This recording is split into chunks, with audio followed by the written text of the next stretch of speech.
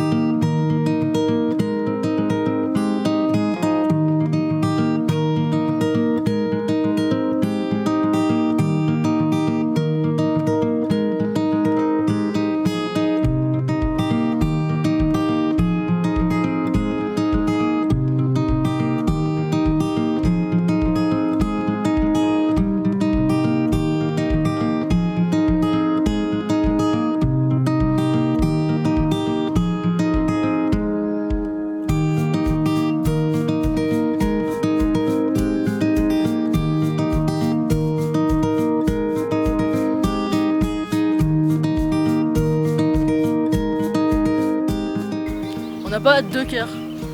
Un pour les animaux, un pour les humains. Soit on a un cœur, soit on n'en a pas.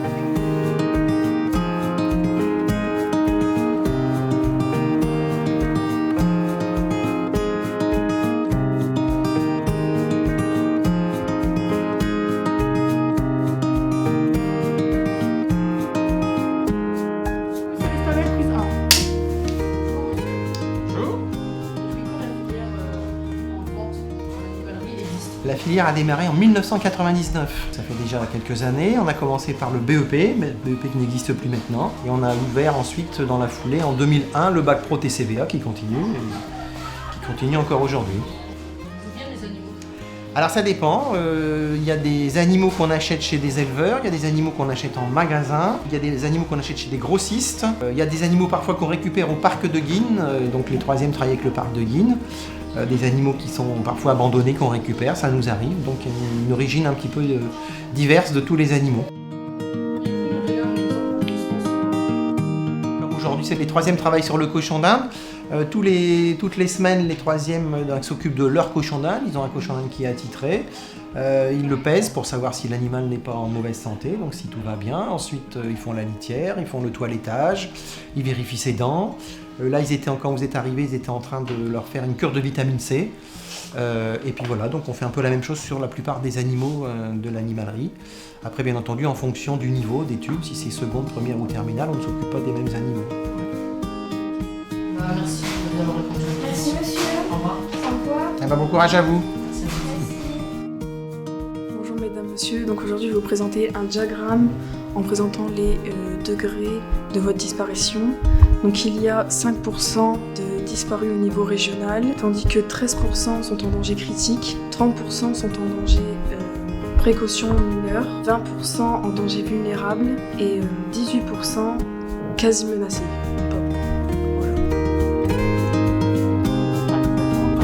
Il y a plus de...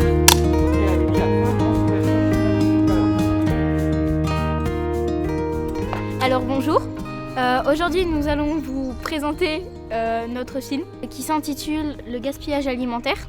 Dans les séquences qui suivent, nous allons vous présenter les péripéties et les aventures qu'on suit au quotidien au lycée. Du coup, c'est parti et suivez-moi.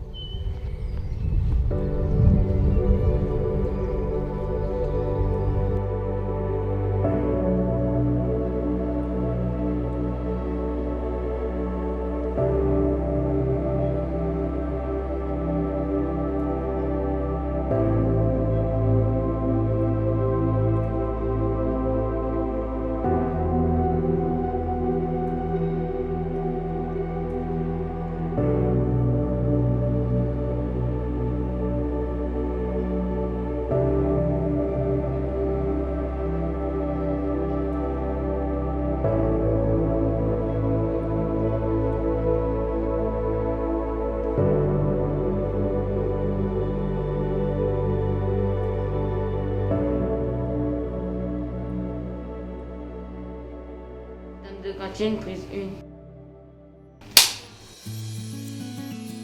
Bonjour, merci de répondre à nos questions. Combien de tonnes gaspillent les élèves en moyenne par jour? Par jour. Alors ça dépend les menus. Comme là par exemple aujourd'hui, vu que c'était des chipots, ça a plu. Donc on n'a quasiment pas fait de déchets. Par contre, dès que c'est des sautés de bœuf ou des repas végés, là il y a un peu plus de déchets.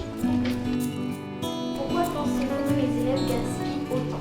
Alors, bonne question. Alors, moi aussi, j'aimerais avoir la solution au problème. Il y aurait peut-être des solutions à apporter, par exemple, les féculents. Je pense que les élèves devraient essayer de se servir eux-mêmes. Un bar chaud, et comme ça, vous prenez ce que vous avez envie. Nous, on vous sert uniquement en légumes et en viande, et vous, vous servez en féculents. Comme ça, c'est la quantité que vous avez besoin. D'accord, cool, je vous remercie d'avoir répondu à nos questions. De rien. Merci beaucoup.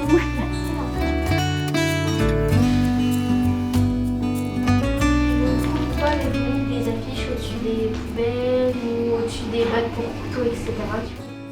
Pour les couverts, c'est pour pas mélanger pour les dames à la vaisselle, pour faciliter la tâche. Au niveau du pain, pour voir le gaspillage, parce qu'il y a énormément de gaspillage en pain. Bon, du coup, je vous remercie d'avoir répondu à nos questions. Merci.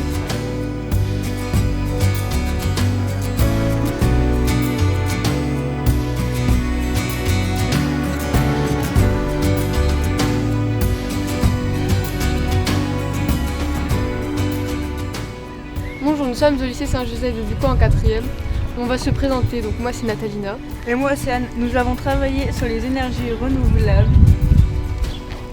Nous allons commencer par interviewer Monsieur P.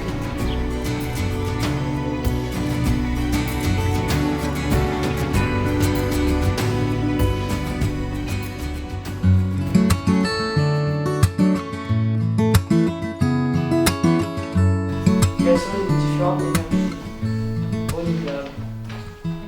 Alors nous avons les énergies solaires, éoliennes, la biomasse et la géothermie. Quelles sont les énergies inépuisables? Alors nous allons avoir l'énergie solaire qui restera toujours constante, avec beaucoup d'améliorations à venir sur les panneaux. Et après on a l'éolien qui est en pleine expansion.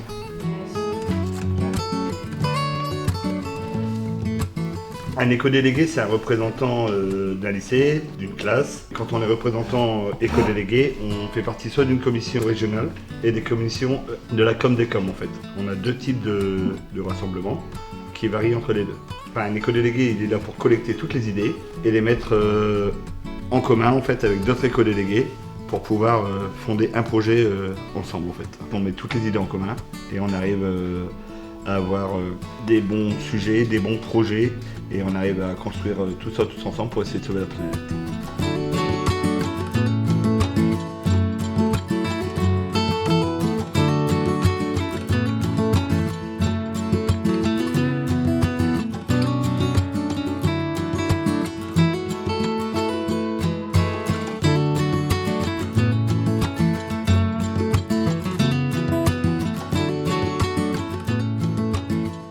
Pour vous, à quoi ça sert les énergies renouvelables? Alors, les énergies renouvelables, ça sert à utiliser un autre type d'énergie qui permet ensuite d'éviter d'utiliser les énergies fossiles qui sont donc limitées dans le temps et d'utiliser des types d'énergie qui sont illimités, qu'on peut, comme son nom l'indique, les renouveler, donc les réutiliser de manière à l'infini. Alors les éoliennes fonctionnent avec l'énergie qui est donc fournie par le vent. Ça va faire tourner donc des pales qui vont faire tourner une dynamo qui va produire de l'énergie électrique. Alors on les installe du bas vers le haut en installant d'abord les pylônes, puis après les pales et tout le mécanisme qui va permettre de produire l'électricité. Je vous en prie.